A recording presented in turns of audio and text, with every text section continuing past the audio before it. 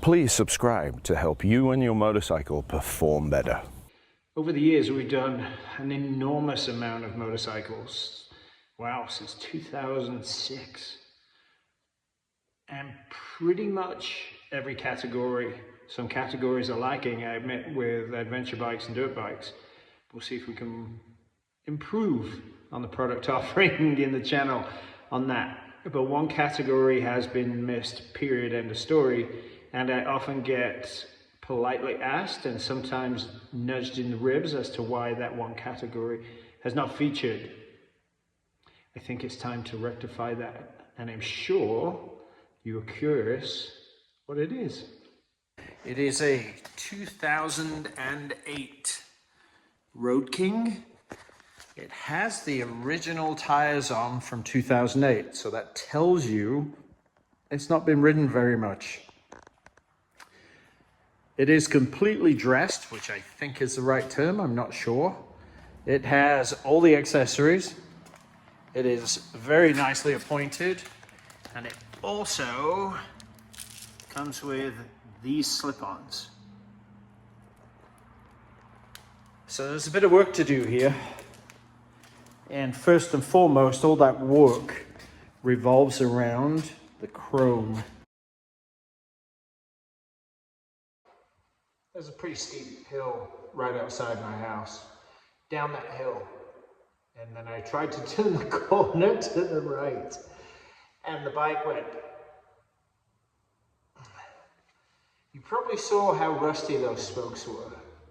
And they were not very solid whatsoever. So I very carefully turned the bike around and brought it back up the hill nice and easy and put it back outside. So the first order of business is to get some wheels. Now, I am not going to use spoked wheels. They are difficult enough to lace as it is, and that's a 21-inch and beyond wheel, let alone a 16-inch. So there's the skill sets dying out. So instead, I'm going to get some mag wheels. Locally, there is a set of 2007 Road Glide wheels available. Those are mags, they're in very good condition, and I'm stunned and amazed that I could find them here in Cobb. I'm very happy to know that too.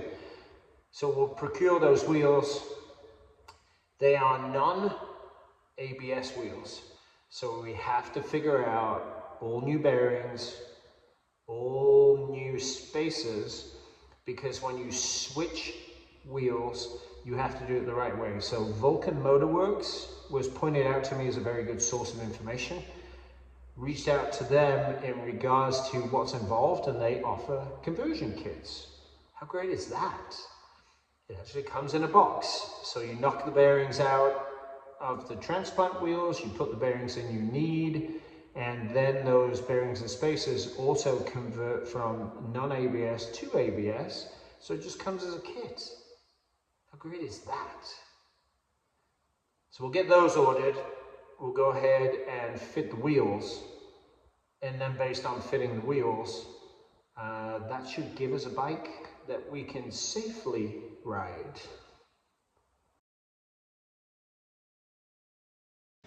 Just had a thought.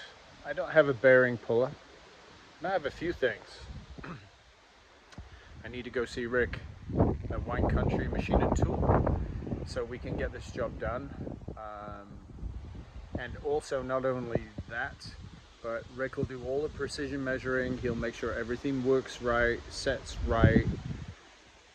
It's not something I've got the time to do right now, and I can guarantee his precision. So wheels are getting loaded up. They're going over to Rick's. He will spec out what's in there. He will look at the Vulcan kit and see what they send. He'll check it for fitment. And once it's all fitted up and the job's done, then the wheels will be put up into the chassis and we'll see how it all aligns. So, time to load up. Time to deliver the bike to Rick. Take the mufflers off so you can pull the rear axle and get the wheel out. Then We have to prep the wheels, so we need a bearing puller to be able to remove the OEM bearings out of the wheels and then put the new Vulcan kit in. A front wheel custom spacer had to be machined, and Rick was meticulous with that, and it fitted right next to the Speedo drive. Once all that's completed, silver wheels on a black Road King? No. So powder coat time, man, I have to say, it makes an enormous difference with the black wheels and the black pulley. It really does look the part. And with the conversion completed, it looks phenomenal. So, time for a test ride. It is a very, very different experience. So, obviously coming from standard motorcycles where you are used to having your ankles underneath you, me dragging my feet on the pavement is going to take me a minute when I roll the bike away. It's going to definitely take me a minute to get my feet to go forwards. Not sure how long it's going to take, but that has to happen. Critical. Next piece of the puzzle, rear air ride at 13 psi in the back, plus the tire pressure at 34. That feels fantastic. It actually soaks all the bumps up. And the road I took from Kelseyville up is called Bottle Rock. And the tarmac is absolutely cracked, pieces missing. It's a mess. So it's a really good test of your suspension, whether you're going uphill, because it's a big climb up to Cobb Mountain. And then downhill, obviously, even more of a test with the front tire taking a pounding. Coming uphill, while the back was magical and obviously a huge surprise, the front was moving all over the place. Now, ordinarily with a standard motorcycle, I'd go ahead and lower the front, push the forks through. If there was some option for preload and compression, I'd go ahead and soften it all up and put more weight forward. I have no option with that. I could add more pressure to the rear shock and maybe it moves some weight forward, maybe. But bottom line is, I think obviously the very quick, dirty, simple thing to do is drop the tire pressure. I think I'll take it from 34 to 32, just take 2 psi out of it, give the tire a little more flex so it's a bit more compliant. It's not going to redistribute the weight at all, but maybe if I soften the front tire up and give it a little less pressure, we can get a little more sidewall movement, because the sidewalls on these Commander 3s are huge. So giving the tire the flexibility to soak up the bump better, that will be good. I have no idea what too low a pressure is, but we'll find that. Obviously, it's going to take a minute to go through those pressure changes and temps with tire, putting my hand on it to see how hot it gets. Because if the rear's really screaming hot, that's no surprise with a twin engine and a ton of torque. But if the front is not even what I would say spoonable and cuddly, if there's not even that much heat in it, then I don't know how I'm going to fix it other than, can I get softer springs? Can I use softer oil in terms of viscosity, a low viscosity oil? Is there anything I can do to put that nudge, just nudge that forward?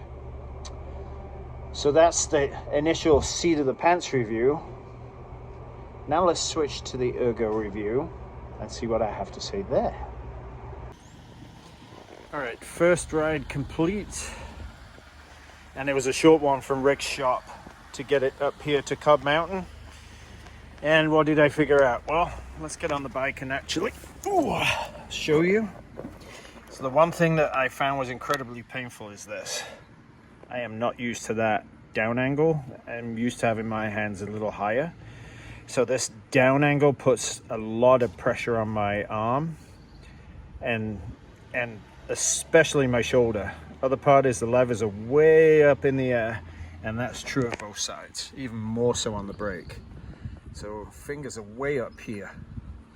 So handlebar needs to roll forward quite a ways, which would be nice, but I got to understand how to disassemble all that. to get to the bolts to roll the handlebar forward. As far as the foot controls go, well, the brake is really obviously very high, and we'll see about adjusting that to a different spot. And then in regards to the toe heel, I need to move those around because foot-wise, I'm lifting the shifter up and barely getting my heel anchored into place. So those are the first things I need to change before I continue on to the next ride. Because just in 20-minute ride, my hands were really sore. But the biggest one I need to figure out is how to get the bolts there to move the handlebar forward, because that's going to help enormously.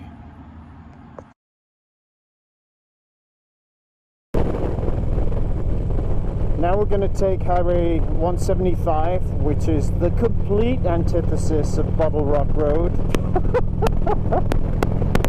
Really nice pavement, super smooth. So this will be a lot more enjoyable.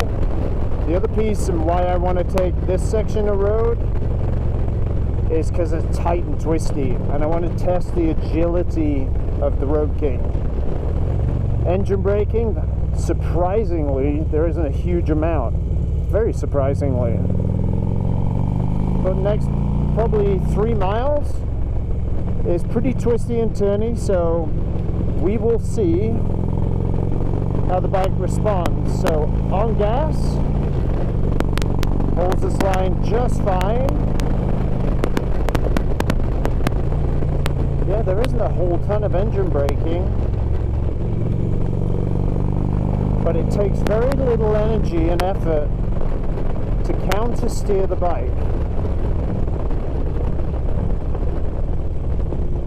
Gearing helps put weight on the front, because on Bottle Rock going uphill, I felt like the front was dancing everywhere. But decelerating before the corners, especially on smooth road, of course, is going to feel much better. Ooh, front wants to wobble side to side like that. That's no surprise based on the rebound and the spring. I don't know if this forecoil's ever been changed. So very typical of a cruiser in general to have the front end and the bars figure of 8 because of the non-existent rebound damping in the front. But just on little changes, little movements, it takes very little energy to steer the bike. That's very impressive. That really is impressive. Bumps, no, I still come out of the seat from the front. You can't feel the back of the bike at all with this air ride suspensions and the tire pressure at 34. So I'm really content with that. Want to change my line, increase the angle, not a problem. That's a nice surprise in regards to chassis agility. We're going to turn around in a second and come back. We'll have a bit of a clear road to do that, and then we'll be able to test it a little more. But before I want to put any lean angle into the bike, it's always good to know how much steering input you need.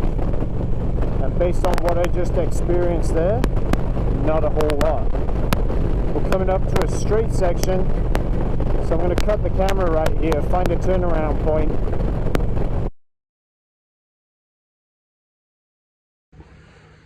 Very famous Turtle Rock Bar and Grill, or Bar and Cafe, that's what the sign says.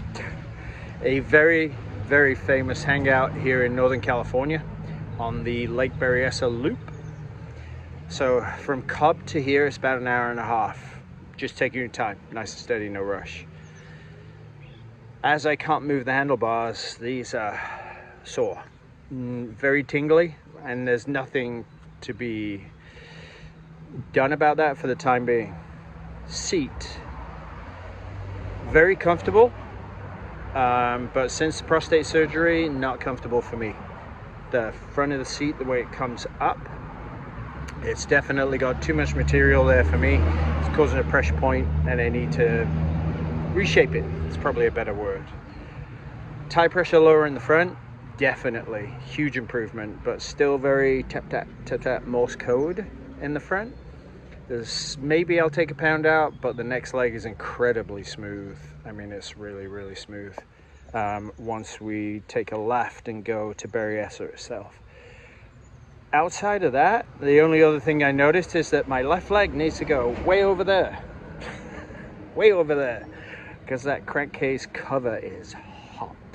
And I'm not really used to that from sport bikes and standard bikes, as most people are aware. So that's a big change. I'm glad I'm wearing good, thick, heavy jeans to take that temperature away from my left leg as well. Hour and a half. I'm starting to get used to feet being forward. Definitely getting used to that. Haven't used the highway pegs yet. No need to use them. I'm just still trying to learn to ride the bike. Handling. Actually, really surprised. If you want to move it and turn it, it goes quick. I mean, it really does. You put an input into the bar and it goes, sure. Which is a really, really big surprise for me. Not because I'm being an adult trying to manifest it, but being the 7-year-old and discovering. It's amazing how little bar pressure you need to make the bike initiate into a corner. And that's very symptomatic of tires, geometry, engine height off the ground, the package being agile. Yes, you have to counter steer to get it to go, but you don't need a lot of force. That's a really, really interesting discovery that is very cool, actually, especially on tight, twisty stuff. On Lower Charles Road, which is basically a patched road, oh dear. Oh dear me. Out of the seat several times, but that's the nature of the road. Front, a lot of kickback from the springs and the lack of damping from the oil in the forks. And that could be original oil from 2011. I'm sure it is. So, excuse me, 2008, not 2011. So I'm sure if that's the case, you know, oil getting hot, getting worked, it's got thinner and thinner, so that stored energy is just bam, coming right back at me because the oil can't cope. So all in all, so far an hour and a half, discomfort, sure, yeah, but nowhere near as bad as I thought it would be. And another positive, I'm getting used to putting my feet forward. The right side's easy, the left side is difficult because my heel keeps hitting the back shifter, and so my left leg wants to come further back and it can't, and the position of that shifter is set. There's no way to move it back, so I have to deal with that by certainly learning to move my foot forward. Outside of that, at an hour and a half, I've got another probably 45 minutes to an hour to go to get to Iron Steed in Vacaville. So far so good. Last piece of the puzzle, the back support has 3 positions on a tower. I started high, that was very uncomfortable, and pulled it into the middle. That put a lot of pressure on my lower back, and now it's on the lowest position, so we'll go ahead and try that. All in all, very pleasant so far, to be honest, very pleasant, and that's been nice. So now with smoother roads going to Vacaville via Lake Berryessa, this should be even more of a delightful ride. There's a couple of rough spots, but there's only a couple. All right, we've arrived at Iron Steed here in Vacaville. What was the next couple things I learned? All right, so it is very easy for me now to be on the ball of my left foot and flat foot my right to keep the bike when I'm at a stop. It's actually way more easy. The bike with the obviously the idle and the little bit of vibration we get, it's better to have 2 feet down. I tried my right foot only, left foot on the board. No, not gonna work too well. So that's probably the best thing I've learned so far in waiting to be on to the next stop sign and traffic light, and in terms of urban areas. That was a huge win, huge win. Second thing, realistically, that shifter movement is now bumped way up on priority because I'm barely getting any heel on the board to be able to move the shifter up. So when I get back, I'm going to go ahead and take those two shift arms off, reposition the inside one and drop it down a notch and see how that goes. It may need 2 notches, we'll see.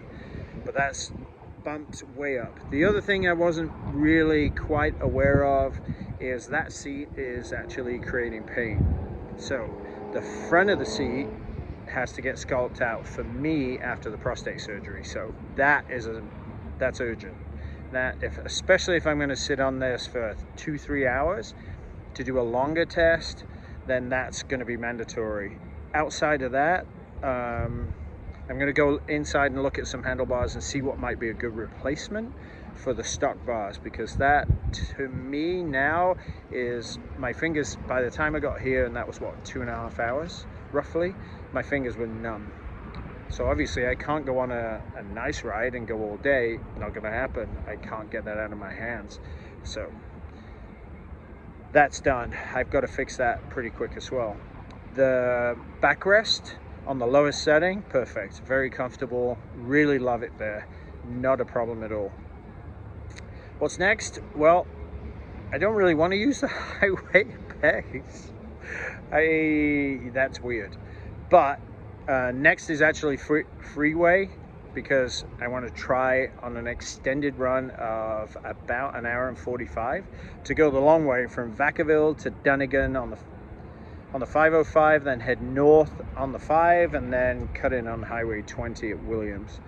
So that'll be about hour and a quarter, because I don't need to go quick.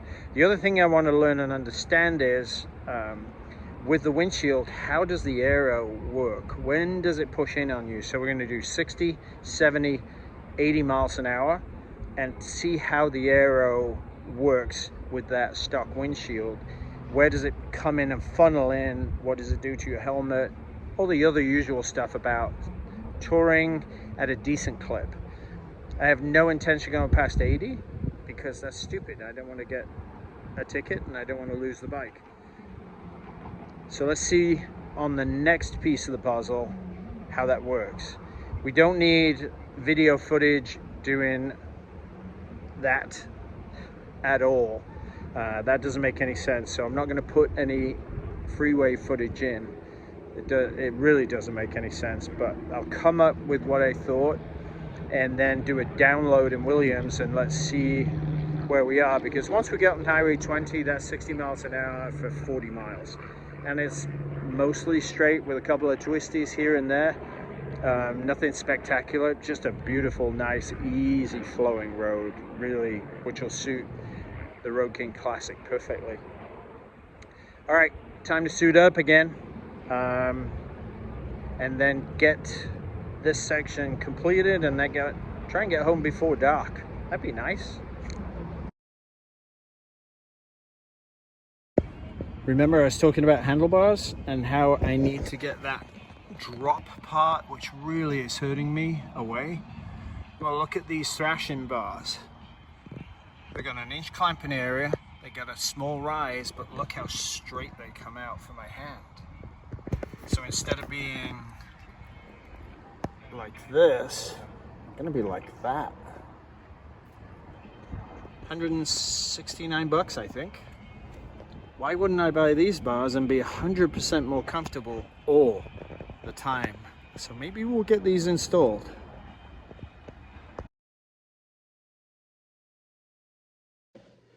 Okay, decided to go a little bit further than Williams. What did I learn? One, from too many years of rugby, one arm's shorter than the other. So thank God for cruise control on that bike, because that made it tolerable.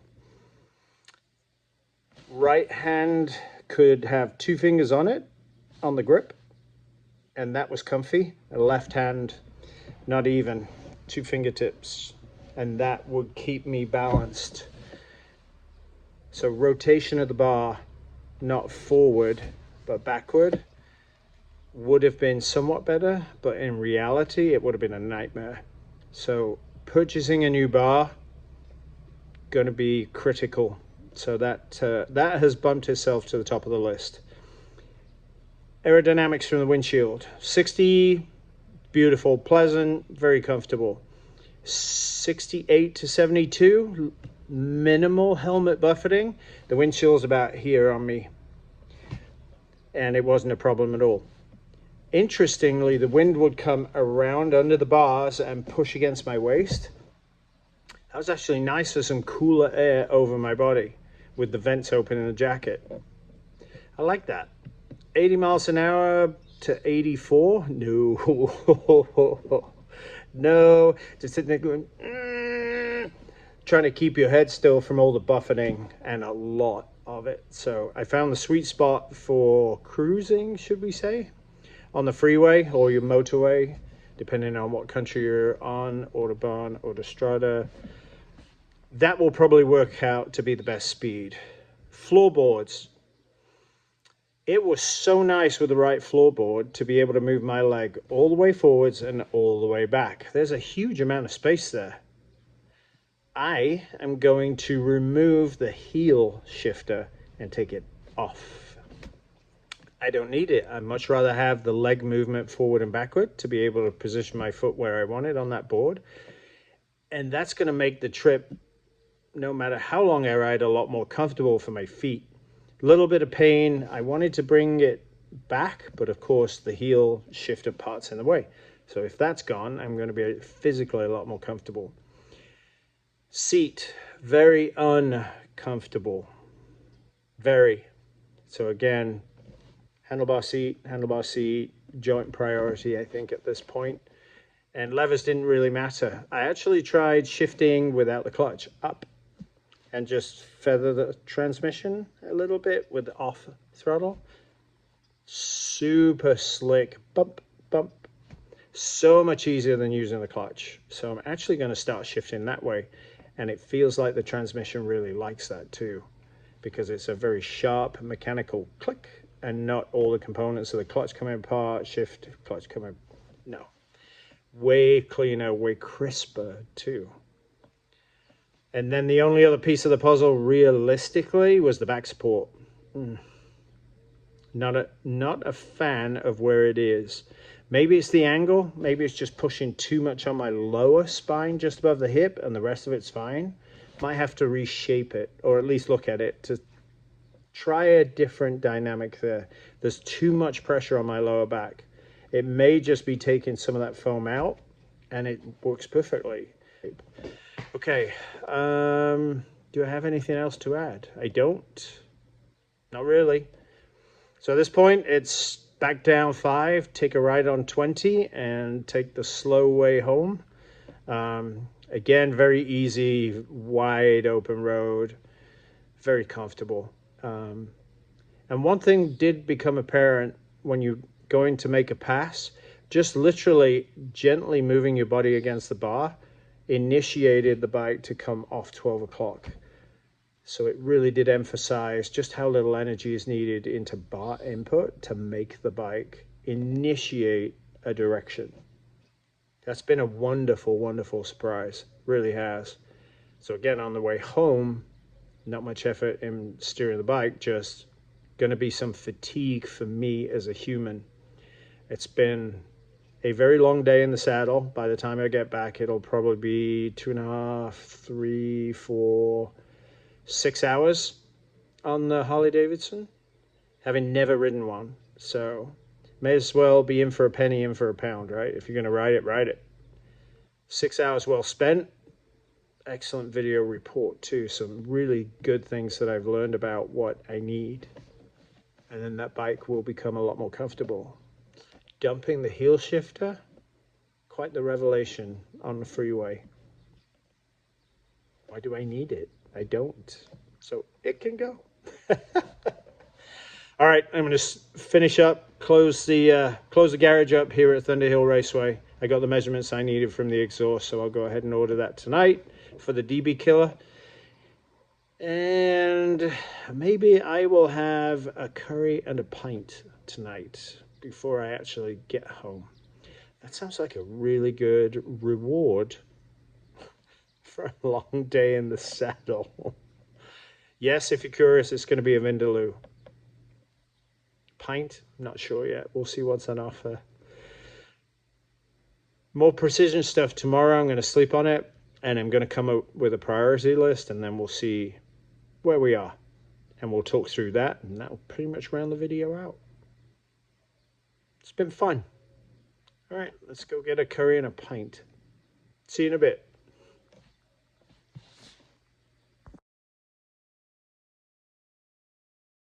Well, the sun is firmly over the yardarm, as the saying goes. And no, it's not time for a gin and tonic. I'm sore. First time on a cruiser, putting your feet in front of you that far. What a glorious day. Absolutely glorious day on the Harley Road King. I'm really glad I decided to do the full day and go ride the entire day. Because if you're going to learn about a motorcycle, it's seat time. You've got to put the time in. You've got to have the experience, and you've got to understand what the bike's telling you. Seat and ergonomics, absolutely. Priority number one. Heel shifter coming off, not a problem. Boards being scraped on the road, I don't care. Doesn't matter to me, I'll go get new boards. And then tire pressure, 32 in the front, 34 in the rear, worked perfect. Very glad I did that, but still, need some major revisions to the front end in springs and oil. I'll have to figure out how to do that, and all I have to do is search the forums. There's plenty of information on those motorcycles in that category. I might actually turn that into a class at Iron Steed for ergonomics, so look for that in the future, and we'll do the bar swap as part of the class. I think I'll be able to arrange that with Jason and the service staff, which would be really useful to make that a hands-on, very obvious why. So all in all, very glad I did the day today. Very glad I learned a lot. Excited to see what I can make out of this Road King in terms of being comfortable for 4 to 6 hours of touring. And will it be able to be comfortable enough for me to ride over that period of time? Because honestly, that's what it's built for. That's the test. Will it be able to pass the test? So that's going to take more time, more investment, a little more energy, but a lot more seat time. Time for a shower. The curry and the pint, by the way, was epic.